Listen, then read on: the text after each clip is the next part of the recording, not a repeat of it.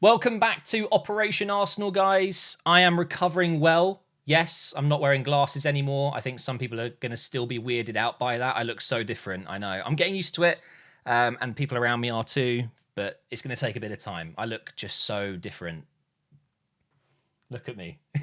Anyway, it's great to be back celebrating another Arsenal win. I know we didn't do particularly well against Chelsea. We got a somewhat okay result in the end, but tonight, again, not the best performance ever, but we've come away with a good result. This time it's 3 points to take us to the top of the group.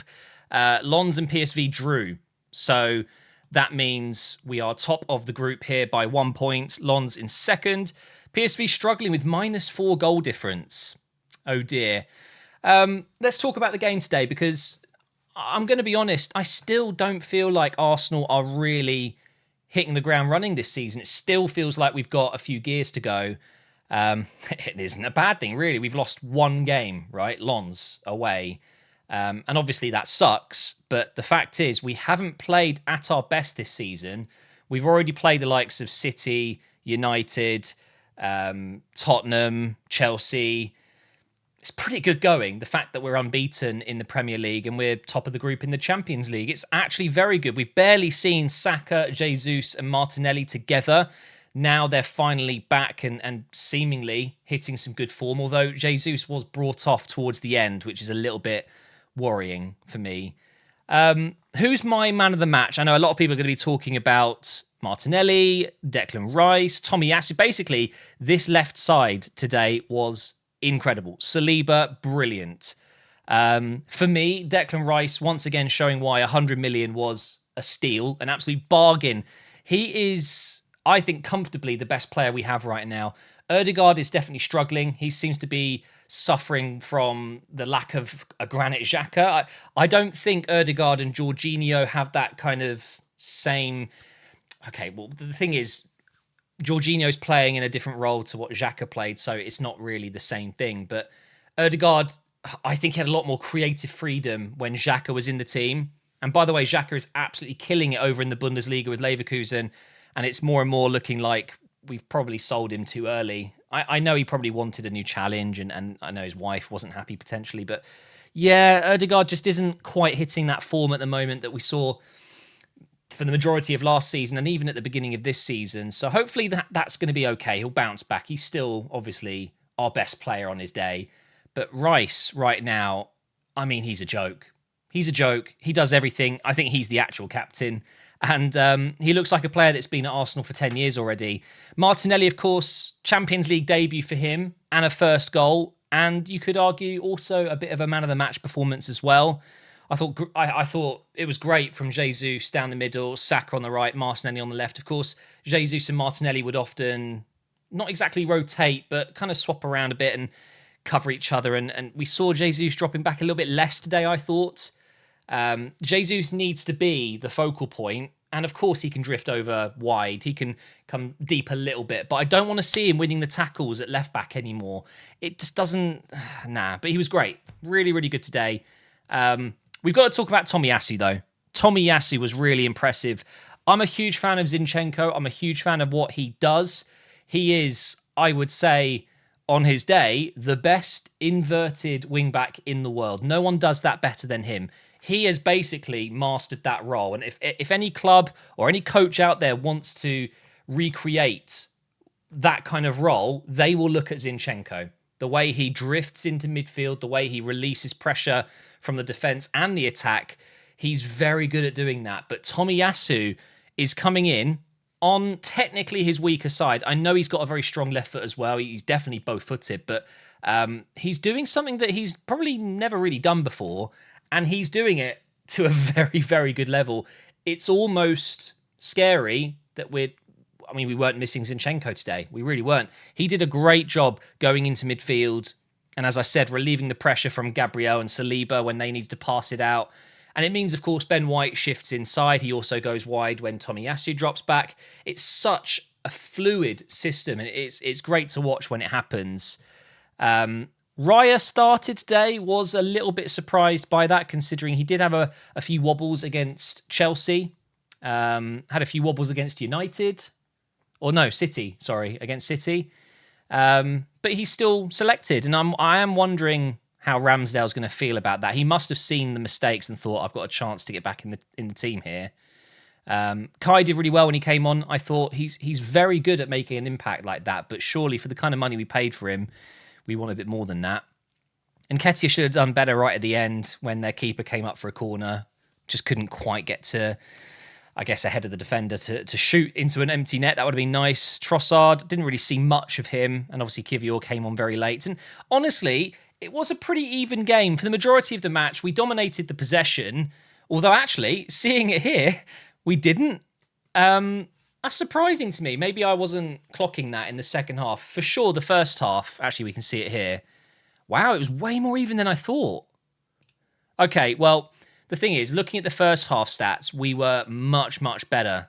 Much better in the first half. The second half was definitely a lot more of a struggle, especially when they got their goal. But that's expected, really. You're away from home against Sevilla, Europa League merchants. They're very good. They're a very good side. I believe they got a draw with Real Madrid in their last game. Yeah, there you go. They drew with Real Madrid. They're a good side. They really are. So I'm not surprised that at times we looked a little bit, I wouldn't say shaky, but it wasn't a clean final 20 minutes where we just passed it around, controlled the game, and saw the result out. Saw the result out, saw the game out. It was at times a little bit nervy, I would say. Quick word on Sevilla. Massive fan of En-Nesyri, of course. Couldn't quite get involved enough. I never knew this, but Luca Bacchio signed for them. I didn't know that until today. Didn't have his best game either. Ocampos, for me, is their most dangerous player, and we managed to keep him quite quiet. Rakitic was running things in midfield. And Ramos, at the age of, 37, I think? Incredible, really. But I'm just happy that Lamela didn't come on and score. That would have been horrible. I will never forget that Lamela goal. You guys know what I'm talking about. But as I said, it does mean Group B is looking pretty good for us. We can have a look at the other groups here. It's kind of like my career mode, isn't it? I'm just going through the group stages. Bayern, of course, got another win today. I watched that game. Kane, again, just out of nowhere. He wasn't getting any service, and then boom, goal, assist. Galatasaray ahead of Manchester United right now. What's with this form here? What's going on? Why have they played more? I don't get that. Anyway, we're top of our group. We've got Madrid and Napoli leading their group, to be expected, really. Real Sociedad and Inter in their group. Atletico Madrid and Lazio. Obviously, these groups are yet to play. They'll play tomorrow. Huge game tomorrow between Newcastle and Dortmund and PSG and Milan. That is absolutely massive. I'm definitely interested to see what happens there. As usual, I've got your comments coming in. Hashtag Operation Arsenal, of course, over on Twitter. Make sure you follow me, or X, as it's now known. Master says here, pleased with the result, unhappy with the performance, we can be better. I mean, it's hard to disagree. We can be better than that. I wouldn't say I'm unhappy with the performance because we've come away with a win, and no matter how you play, if you win the game, you can take positives, and I am taking positives from some... There's also some negatives, but some moments in the game where we would have definitely been better in maybe... When we were on a run last season, we wouldn't have had a performance like this. I feel like we were just chugging along like a train. Good performances all the time, consistency. And this season, we haven't really seen that. But you're right. Pleased with the result. That is all that matters. Spiffy Party says, good performance from the lads in defence, especially at them a shaky end. Jesus, superb tonight, and hopefully he can continue on to the next game. Keep up the good videos. Thank you very much. Defensively, there were moments where we needed Saliba and Gabriel to really step up, and they did. They have been stepping up all season long. Tomiyasu, man of the match, says Mark. Again, it's difficult to disagree with that. I wouldn't have been upset if Martinelli, Rice, and Tomiyasu, one of them got the award tonight. I personally would give it to Declan Rice because I think just at moments, again, he's just powered through. His runs forward, all of that, absolutely fantastic. And Tomiyasu and Martinelli could both get that award as well. Wouldn't bother me in the slightest. And then Austin says, great result at a tough place to go. Thank you. People are not realising just how difficult Sevilla is away. It's not an easy game at all. Jesus, Rice, Tommy are the stars for me. So again, people are agreeing. Rice and Tommy, at least, very, very good. No mention of Martinelli. I think that's interesting. He was, I would say, our best forward player today, along with Jesus, at least. Rice is just doing what he does and thriving under pressure. However, the last few games, Arsenal have been hanging on and it's not sustainable. It's a really, really good point. This word here, this is what I think is going to happen. I'm sorry to bring Tottenham into it, but it's just true. The way they're winning and they're top of the table right now, I don't think it's sustainable. The way they're playing right now and the teams they're playing against, I guess it's not sustainable. That's not the word I'm looking for, but I feel like there's going to be a change and it's going to hit them hard. And I guess you could argue that sustainability. It's how they can sustain winning all of these matches when they have tougher opponents. I think I saw a stat that most of their games so far have been teams in the bottom 5. So they're going to struggle. And I think it's the opposite for Arsenal right now. We're playing badly and we're getting results, but it's not sustainable. We're not going to be able to keep playing like this and get, I guess you could say we've had tougher opponents already, but it will catch up with you. I really do believe that. And again, I don't know why I use Tottenham as an example. It's just because I hate them, obviously, but it's going to swap soon. I think Tottenham you're going to see dropping and Arsenal will I think, do even better because we haven't really hit that ceiling. And I think Tottenham have. I feel like I'm talking about them because I'm completely obsessed by Tottenham right now because they're doing so well and I hate it. But just watch. It's going to happen because it's not sustainable with their squad and the games they're going to have soon. I saw their last 4 fixtures. It's like Liverpool, Arsenal, City. Oof, it's tough.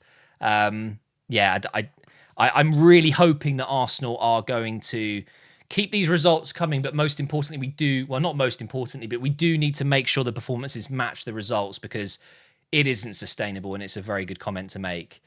Up next, though, let's go ahead and jump into our fixtures.